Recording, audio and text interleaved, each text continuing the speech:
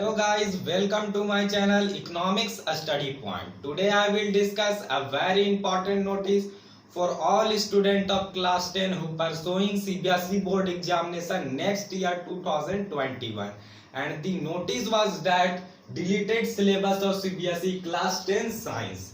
Means आज का video जो हमारा कवर करेगा उसमें मैं बताऊंगा deleted syllabus of CBSE class 10 science का जो डिलीट किया गया सिलेबस है सीबीएसई बोर्ड के द्वारा, वो मैं आज बताऊंगा। और ये सिर्फ सेशन 2020 टू 2021 के लिए है। मीन्स जो स्टूडेंट 2021 में एग्जाम देंगे बोर्ड एग्जाम क्लास 10 का, उसके लिए ये सिलेबस।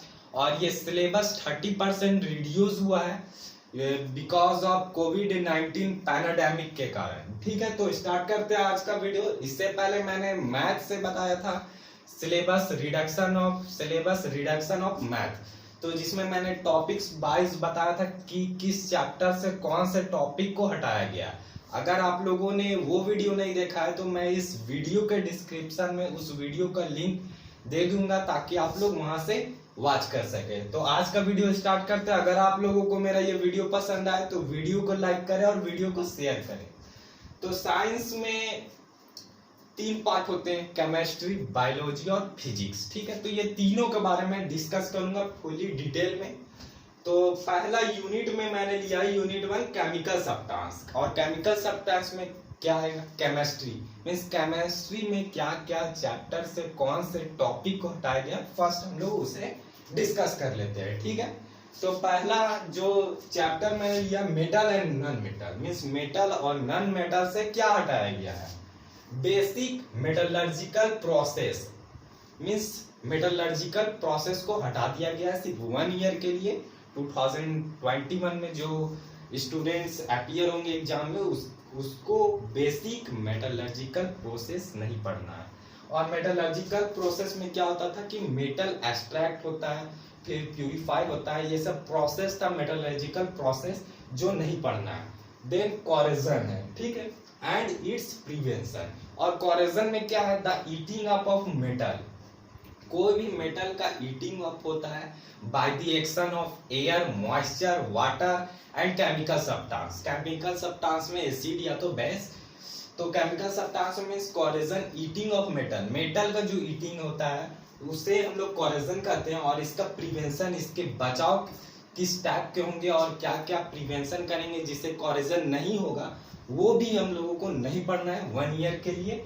मींस मेटल और नॉन मेटल से क्या क्या टॉपिक हटाए गए? Basic metallurgical process, corrosion and its prevention. ठीक है, अब नेक्स्ट चैप्टर है carbon and its compounds. Carbon और इट्स कंपाउंड से क्या हटाया गया? और जो साइंस का सिलेबस है बहुत ही इजी कर दिया गया है। इसमें बहुत सारे इंपॉर्टेंट चीज को हटा दिया गया है। तो देखते हैं कार्बन एंड इट्स कंपाउंड से क्या नहीं पूछा जा रहा है।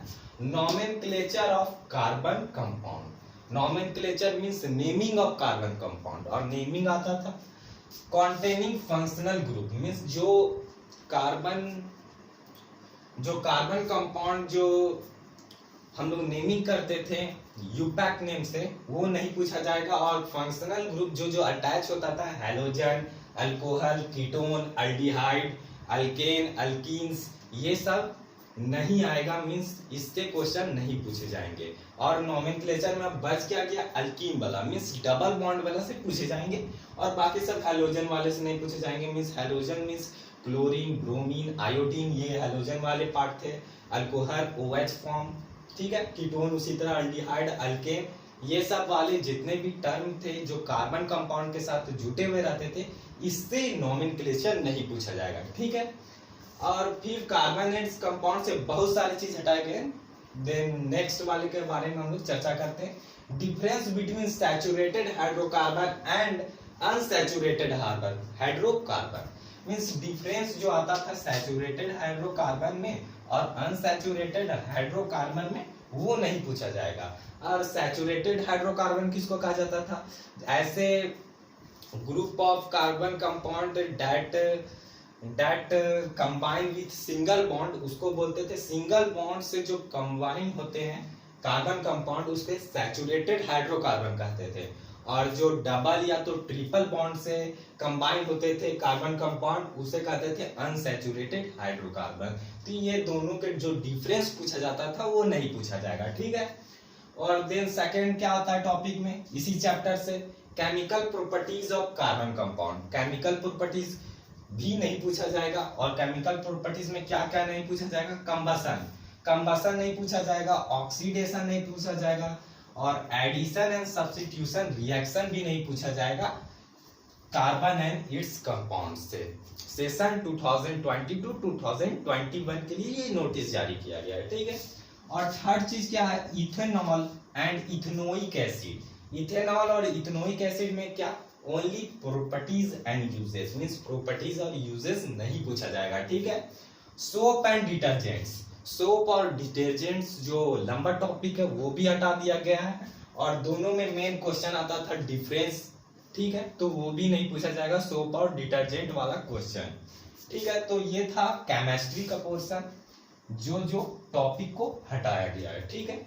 अब नेक्स्ट यूनिट 2 में मैंने लिया है वर्ल्ड ऑफ लिविंग। और वर्ल्ड ऑफ लिविंग यहाँ से समझ में आ रहा होगा कि यहाँ से बायो का टर्म स्टार्ट होता है, मीन्स बायोलॉजी में क्या क्या हटाया गया है, कौन से टॉपिक हटाया गया किस चैप्टर से, वो मैं बताता हूँ।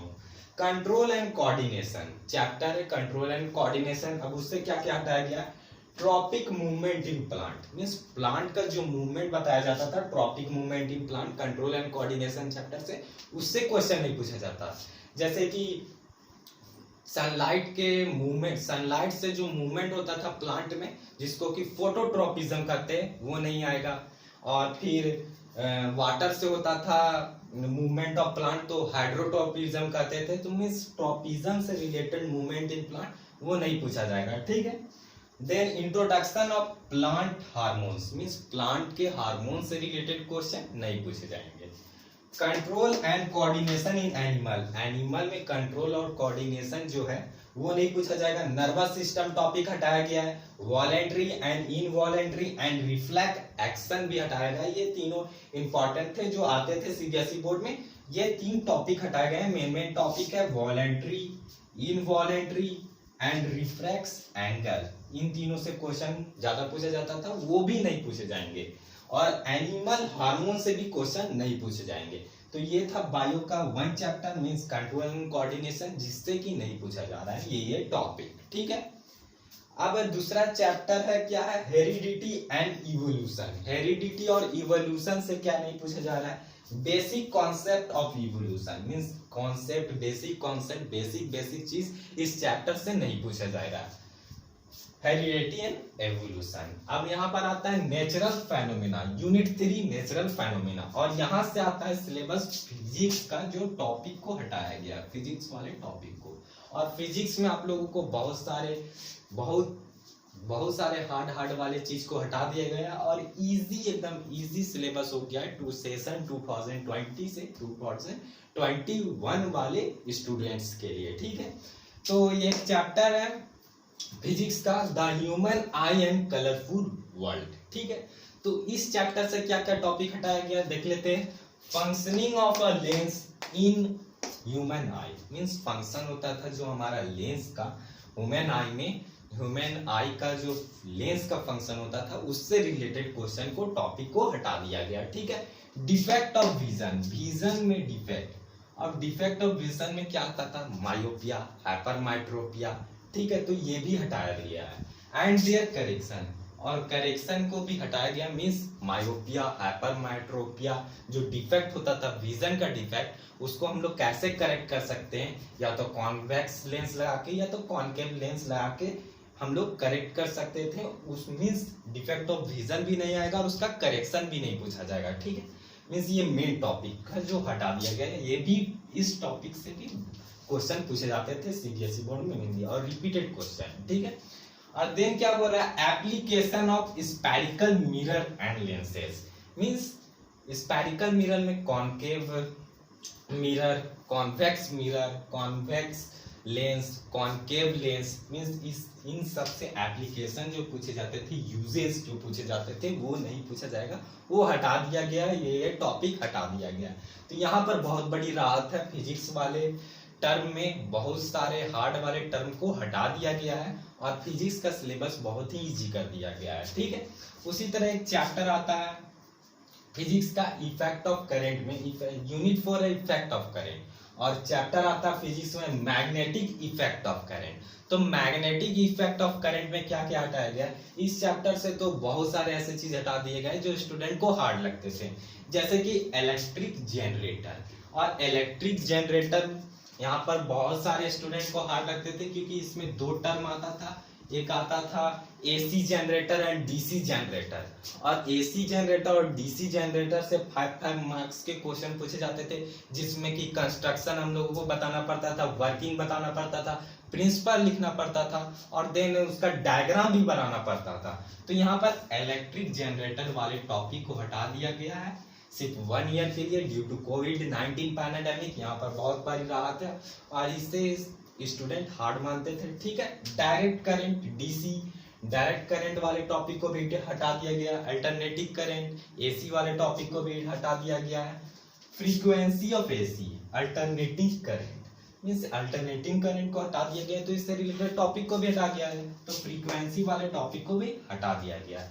फिर advantages of AC over DC means advantage जो पूछा जाता था एसी और डीसी से, मींस एसी का क्या एडवांटेज है डीसी से, तो वो भी टॉपिक हटा दिया गया है। And then domestic electric circuit, domestic electric circuits भी हटा दिए गए, जिसमें फ्यूज के बारे में लोग पढ़ते थे कि फ्यूज क्यों नेसेसरी है, ये सब, ठीक है।